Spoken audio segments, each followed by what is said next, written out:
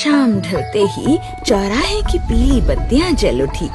गाड़ियों के शोर और भागती भीड़ के बीच सड़क के एक कोने में रोशनी से जगमगाता खड़ा था मदन पानी पूरी वाला। लीजिए भैया, थोड़ा कच्चे आम की चटनी और डाल दूं? नहीं मदन, बस ठीक है, एकदम बढ़िया बनाए हो। अरे आप लोगों को पसंद आ जाए बस यही बहुत है भैया। ग्राहक पैसे देकर चला जाता। तभी बंटी कंधे पर ऑफिस का बैग लटकाए थका हारा वहाँ पहुँचता है। मदन भाई, एक प्लेट लगाना यार, आज तो पैर रखने की भी हिम्मत नहीं बची है। क्या हुआ भाई, आज फिर साहब ने ज्यादा काम करा लिया क्या? अरे मत पूछो, सुबह से बस दौड़ रहा हूँ। कभी कभी लगता है नौकरी छोड़ छाड़ के तुम्हारी तरह अपना कोई काम ही शुरू कर लूं। अरे कम से कम खुद के मालिक तो रहोगे।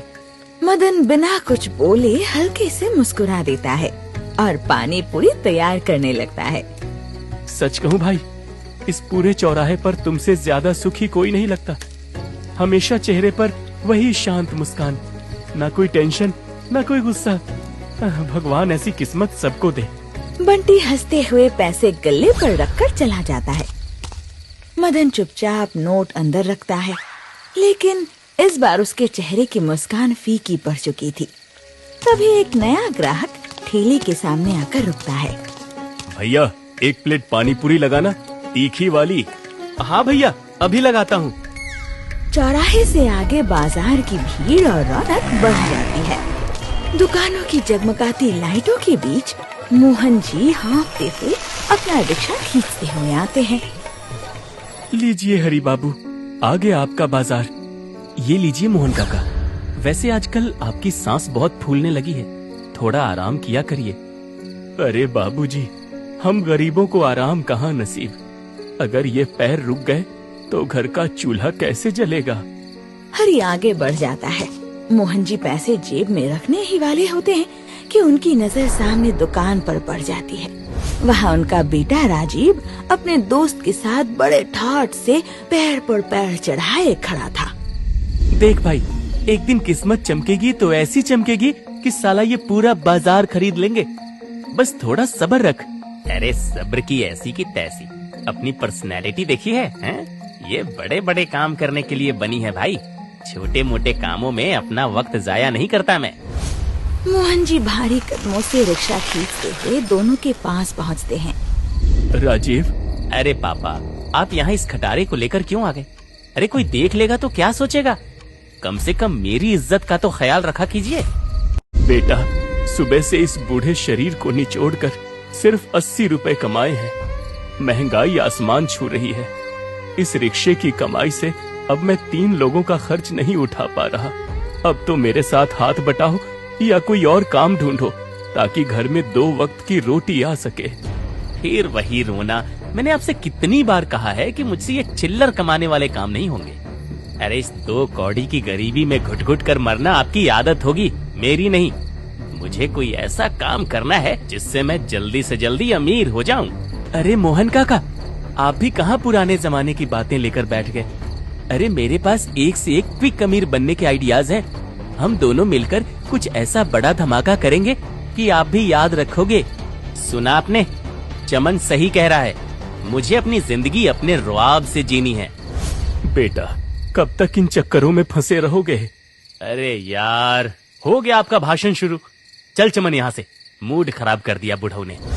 राजीव बिना पीछे मुड़े तेजी से आगे बढ़ जाता है और चमन भी उसके पीछे पीछे भागता है।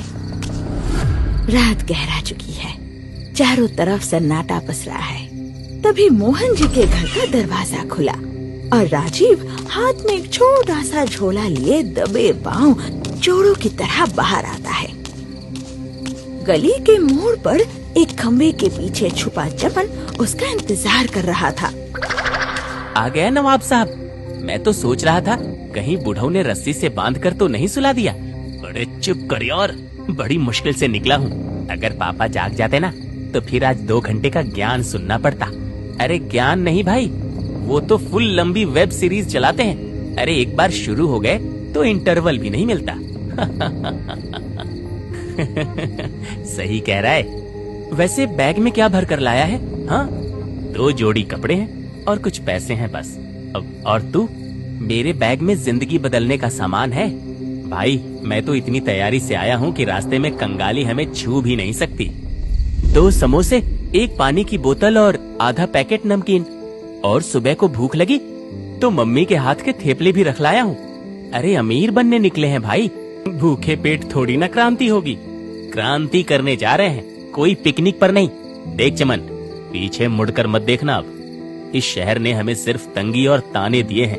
अब लौटेंगे तो सीधा गाड़ियों का काफिला लेकर लौटेंगे। हाँ बिल्कुल भाई, जिस दिन बड़ी गाड़ी में लौटेंगे ना, सबसे पहले छेदीलाल हलवाई की दुकान के सामने ब्रेक मारूंगा। साला रोज उधार के पैसों के लिए ताने मारता था। अब वैसे गाड़ी ब्लैक लेंगे भाई, उसमें पूरा डॉन वाला फील आता है। सीधा थार लेंगे, थार। काली थार पे घुमाएंगे शहर सारा, देखता रह जाएगा बुढ़ऊ हमारा। अगले दिन धूप खिलते ही मदन चौराहे पर अपना ठेला लगा चुका था, लेकिन आज उसका ध्यान बार बार सड़क के दूसरी तरफ बने एक पुराने चबूतरे पर जा रहा था, जहाँ राजीव और चमन बैठे थे।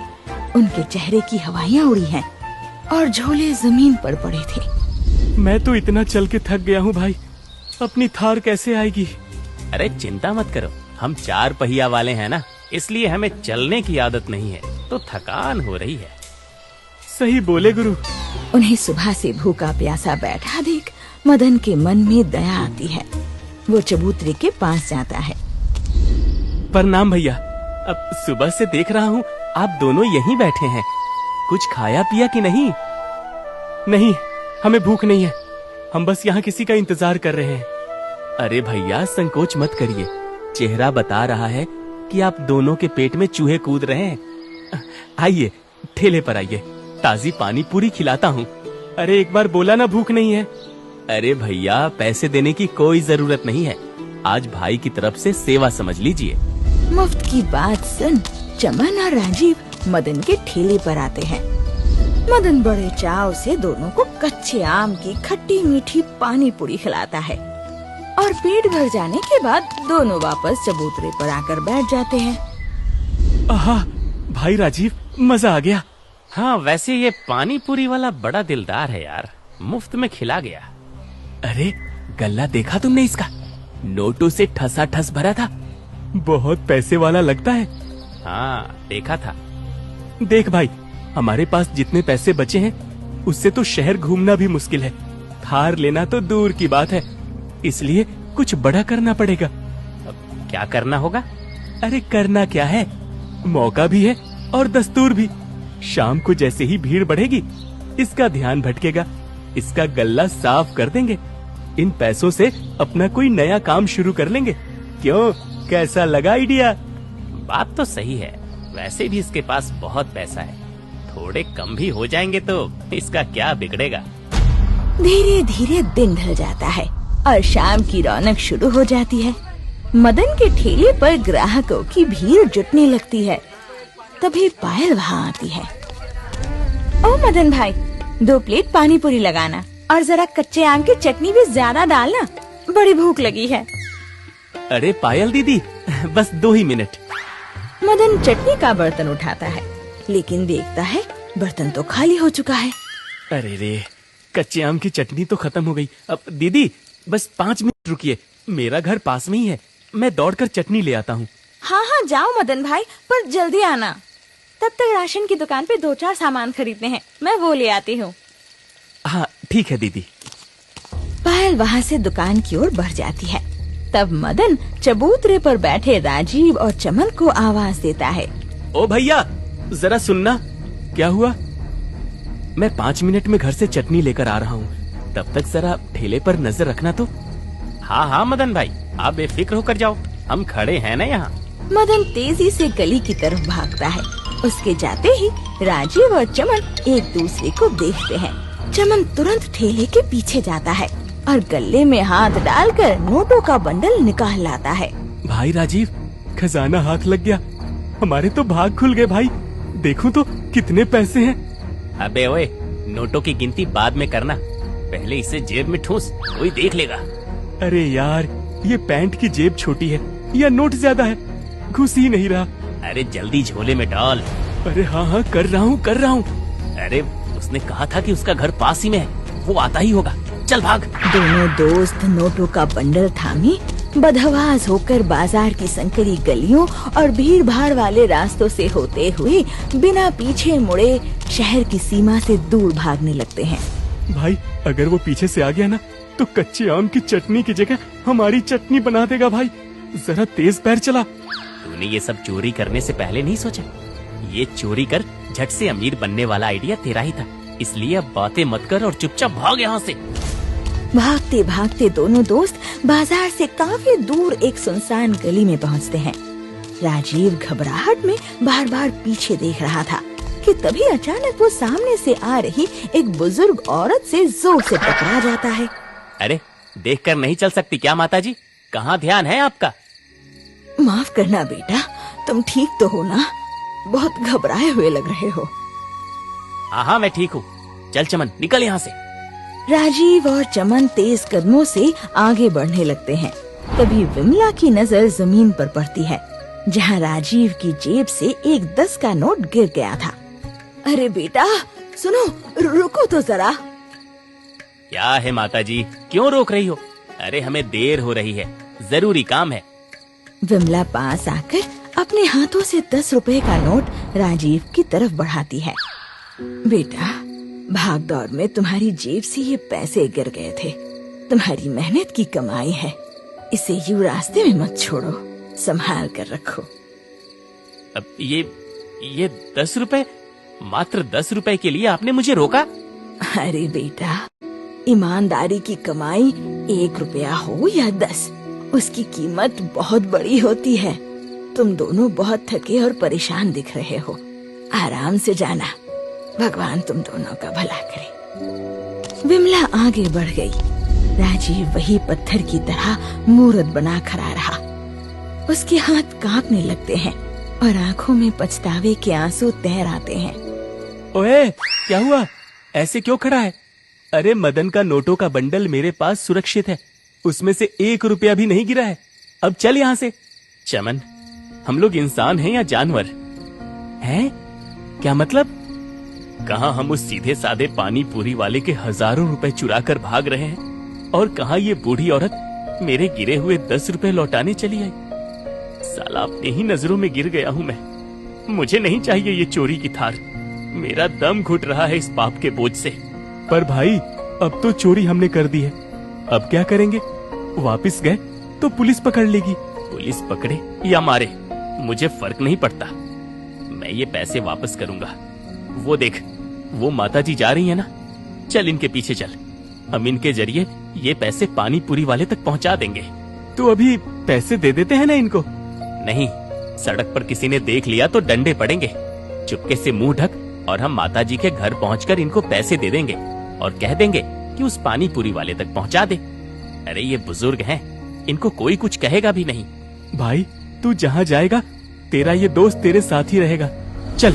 राजीव और चमन चुपके से विमला का पीछा करते हैं। विमला गली की मोड़ पर बने एक बेहद छोटे और जर्जर मकान के अंदर जाती है।